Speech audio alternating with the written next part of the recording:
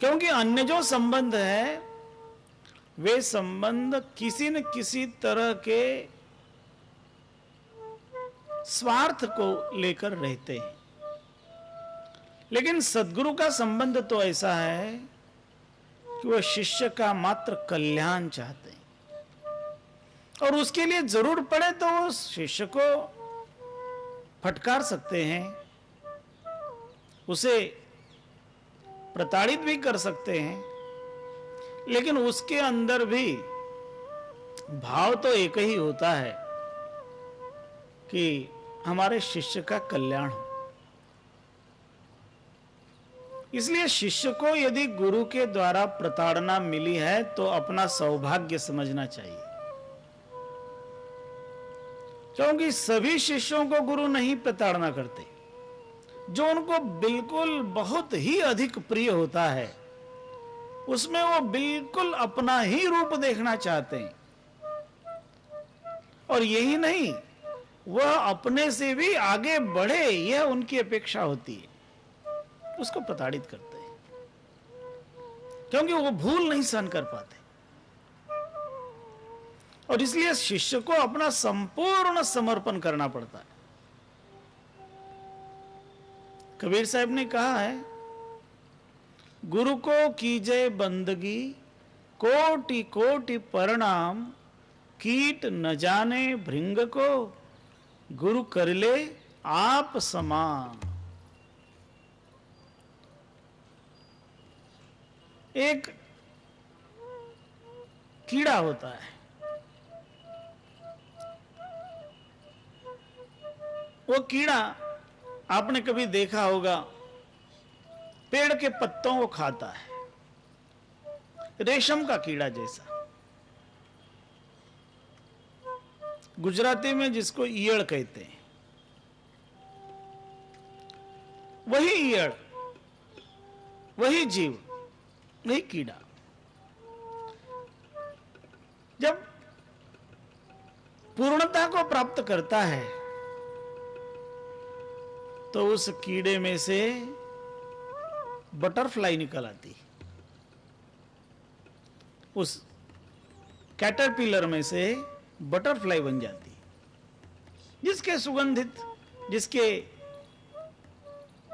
खूब सुचित्रित पंख होते हैं, और हर किसी को उसको देखना अच्छा लगता है। वह सद्गुरु के द्वारा यह जीव का स्वरूप बदलता है। यह जीव भी जब सद्गुरु की कृपा से पूर्णता प्राप्त करता है और सार तत्व का बोध उसे प्राप्त होता है, जो निह अक्षर तत्व है उसे जब वो पा लेता है, तब कहते हैं कि न तो उसे किसी तीर्थ में जाने की आवश्यकता रहती है, न तो उसे किसी व्रत करने की आवश्यकता रहती है। स्नान शंका न तस्यास्ति व्रत शंका तो नैव हि, तीर्थ शंका न काचिद्वा यस्य तत्वं वसेद् हृदि।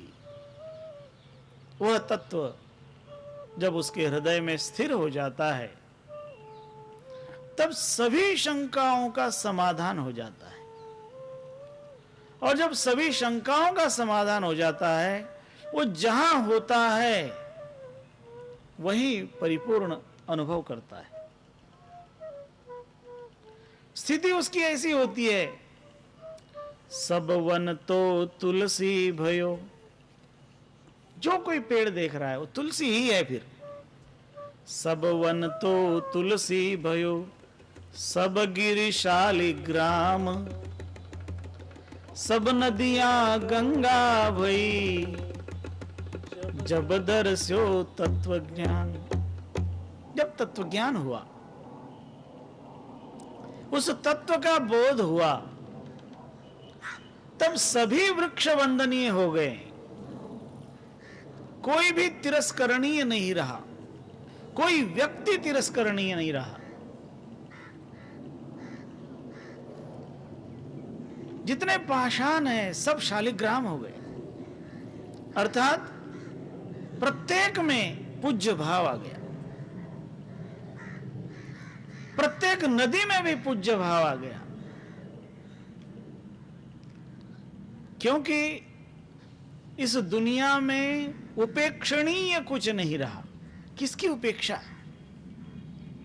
जब ये प्रभु की सृष्टि ही, इस सृष्टि में ही वो प्रभु व्याप्त हो, और जब उसको देख लिया, उसका अनुभव कर लिया,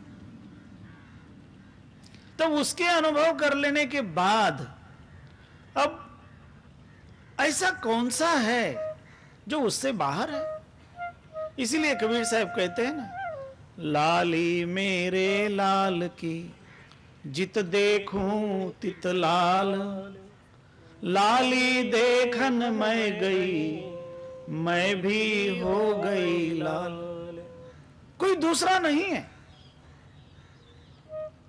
जब कोई दूसरा रहा ही नहीं, सब तरफ उसी तत्व का अनुभव हो रहा हो, तब यदि कोई व्यक्ति कुछ अपशब्द कहता हो तो किसको कहता है? आपने वो सदगुरु कबीर साहब का वो भजन तो सुना ही है, प्राय सबने सुना है। घूंघट के पट खोल रे तो को पिया मिलेंगे, घट घट में वह साईं रमता। जब वो घट घट में रम रहा है तब कहते हैं, यदि दूसरे को कुछ अपशब्द कहते हो तो किसको कह रहे हो? क्योंकि वहां भी तो वो साईं ही है। आकार अलग हो सकता है लेकिन है तो वही। नाम रूपात्मक भेद हो सकता है लेकिन तत्व एक ही है। इसलिए कहते हैं कि जबान से कड़वे शब्द किसी के लिए निकालना, किसी को दोष देना, परमात्मा को दोष देने के बराबर है। इसलिए जो तत्व को जानता है वो किसी को दोष नहीं देता और देने की जरूरत नहीं होती, क्योंकि वो सब में अपने आप का ही स्वरूप देख रहा है। जित देखो तित तू, जहां देखो वहां तो तू ही है। तू तू करता तू भया मुझ में रही न हूं, बारी फेरी बली गई जित देखो तित तू। वही उसी का स्वरूप जब दिखाई पड़ रहा हो, और ऐसे तत्वज्ञानी के लिए फिर कहीं कोई पाप नहीं है, क्योंकि वो पूर्ण पवित्रता को प्राप्त कर गया है। अघानाम वा कृतः पुंजः पूर्वस्मिन्निह जन्मनि, दह्यते नेन ज्ञानेन सर्वस्तृणम इवाग्निना। जिस तरह से अग्नि घास को जला देती है, उसी तरह से तत्वज्ञानी के सारे पाप, सारे दोष समाप्त होते हैं।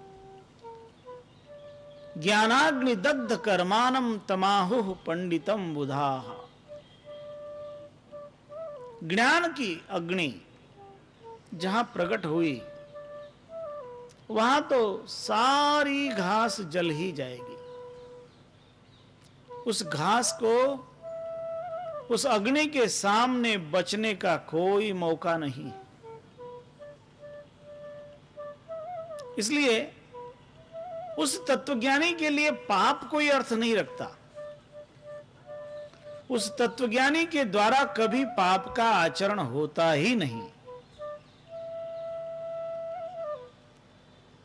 सहस्रम चाश्वमेधानाम संपूर्णम च भवेद्यति, मेरुतुल्यम कृतम दानम हेमनस्तत्वेन नो समम। जैसे उसे पाप का लेप नहीं लगता, वैसे ही उसे कोई पुण्य का लेप भी नहीं लगता। वह अरबों खरबों का दान कर दे, उस दान के प्रति भी उसको कि मैंने इतना दान कर दिया, यह कहने का भाव नहीं रहेगा। यदि कहीं से आया है, कहीं लगाया है। कबीर साहब ने संतों के बारे में यह स्पष्ट किया है कि किसी संत के पास यदि कहीं से माया आती है तो उस माया को उसे अपने में लपेट के नहीं रखना चाहिए। जो आवे त्यों फेरी हो, इधर से आए इधर लगा दी, इधर उसका प्रयोग कर लिया, क्योंकि वो लपेट के रखने की कोशिश करेगा तो माया उसे बांधेगी और तत्वज्ञानी बंधता नहीं। माया का स्वभाव है बांधने की कोशिश, और यह तब तक है जब तक उस माया के प्रति किसी भी प्रकार की आसक्ति है। एक महात्मा बड़े अच्छे ज्ञानी पहुंचे हुए, उनका एक शिष्य था। वो शिष्य भी गुरुजी को बड़ा प्यारा था और गुरु जैसा कहते थे वैसा शिष्य करता था। एक बार गुरुजी ने विचार कर लिया कि मैं 4 धाम भ्रमण करके आऊं। शिष्य को कहा कि देखो, मैं 4 धाम यात्रा के लिए जा रहा हूं, तुम आश्रम को संभालना, कुटिया को संभालना। कहा अच्छा गुरुदेव, आपकी आज्ञा, कुटिया को संभालूंगा। गुरु ने कहा कि कुटिया को संभालना, तुम त्यागी व्यक्ति हो, 3 चीजों से बचना, जिन 3 चीजों का नाम क से शुरू होता है। तो कहा गुरुजी जरा समझा कर कहिए। तो कहा कि बेटा, कंचन से बचना, कामिनी से बचना और कीर्ति से बचना। इन 3 चीजों से बच के रहोगे तो तेरी साधुता में कोई भी फर्क कभी नहीं पड़ेगा। इन 3 चीजों से बचो, कंचन, कामिनी और कीर्ति। शिष्य ने कहा गुरुदेव आपकी आज्ञा शिरोधार्य है। गुरुदेव यात्रा के लिए निकल गए। शिष्य बहुत सुंदर साधना करता था, आश्रम में रहता था, कुटिया थी छोटी सी। एक दिन शिष्य जंगल में कंदमूल खोदने के लिए गया, क्योंकि बिल्कुल जंगल में कुटिया थी। कभी कभी कोई आता था। जंगल में कंदमूल खोदते समय, खोदते खोदते उसको एक घड़ा मिला। उस घड़े में सोना मोहरे भरी हुई थी। तो उसे गुरुजी के वचन याद आए कि गुरुजी ने कहा था कि भाई कंचन है ना, उससे बचना। लेकिन फिर उसने विचार किया कि गुरुजी ने कहा था बचना, तो अपने ठीक, अपने कोई दुरुपयोग करें तो दोष है ना, अपने इसका सदुपयोग करेंगे। यहां इस रास्ते पर एक धर्मशाला बना देंगे, एक कुआं, प्याऊ, पानी पीने की सुविधा, भोजनशाला, ये सब बना देंगे। तो इस रास्ते से जो लोग आते जाते हैं उसका लाभ उठाएंगे। वो धन का घड़ा निकाल करके ले आया और कुटिया में गड्ढा खोद करके रखवा दिया और उसके ऊपर अपना आसन बिछा दिया और गांव में गया और गांव में लोगों से कहा भाई हमको तुम लोगों से थोड़ा काम पड़ा है। गांव में एक मकान बनाने वाला कॉन्ट्रैक्टर था, उससे बात की कि भाई मुझे जहां हमारी कुटिया है उसके पास में ही एक धर्मशाला बनानी है, कुछ मजदूर चाहिए। धर्मशाला के लिए मजदूरों को वहां बुलाया, साफ सफाई करवाना शुरू कर दिया, पाया खुदवाना शुरू कर दिया फाउंडेशन का। और शाम को मजदूरों ने कहा कि महाराज हमारी मजदूरी। महात्मा कुटिया में गया और कुटिया में से सोना मोहर निकाल कर लाया। मजदूरी नक्की नहीं किया था, सबको एक एक सोना मोहर दे दिया। तो घड़ा भरा था बड़ा। जब मजदूरों को सोना मोहर मिली तो मजदूरों ने देखा कि ओहो, महात्मा के पास सोना बहुत है। इसलिए मजदूरों ने आपस में एक टोली बना ली, एक ग्रुप कर लिया कि आज रात में इस महात्मा से सारा सोना निकलवाना है। और जब अंधेरा हो गया, आधी रात हुई, तो वो मजदूरों की टोली मुंह पर कपड़ा बांध करके कोई पहचान न सके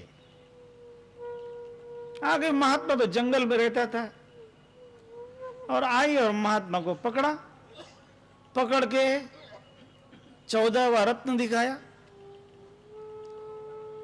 उसको पीटा, और पीटने के बाद बाहर निकालकर उसको पेड़ को बांध दिया और पूछा कि बता ये सोना कहां छुपा रखा है। महात्मा ने विचार किया कि भाई इनको बता देना अच्छा है। बहुत ज्यादा आसक्ति नहीं थी,